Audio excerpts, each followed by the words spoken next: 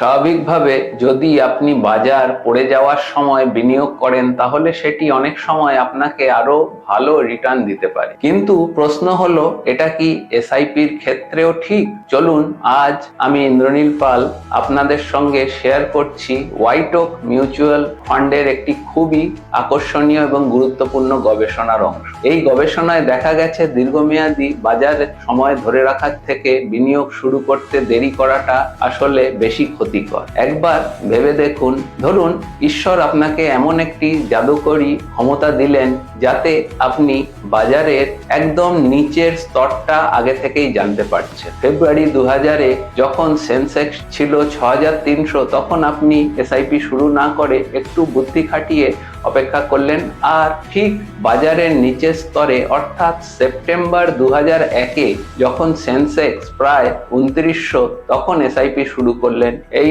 19 মাসের দেরিতে আপনি প্রায় 1,90,000 কম বিনিয়োগ করলেন, কিন্তু ফলাফল কি হলো জানেন? ফেব্রুয়ারি 2000-এ শুরু করা এসআইপির বর্তমান মূল্য প্রায় 2,12,00,000 টাকা, আর সেপ্টেম্বর 2001-এ শুরু করা এসআইপির বর্তমান মূল্য মাত্র 1,80,00,000 টাকা। এইভাবে 2008 সালের আর্থিক সংকটের সময় যদি আপনি জানুয়ারি 2008-এ এসআইপি শুরু না করে বরং বাজারের নিচের স্তরে মার্চ 2009-এ যখন সেন্সেক্স ছিল প্রায় 10,000-এর নিচে শুরু করতেন, তাহলে কি হতো?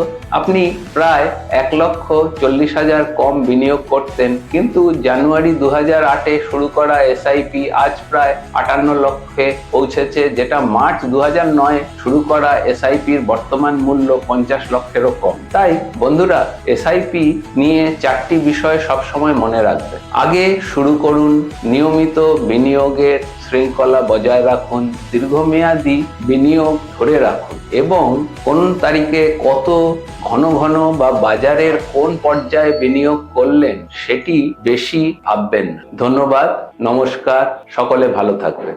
Fund investments are subject to market risk. Read all scheme related documents carefully.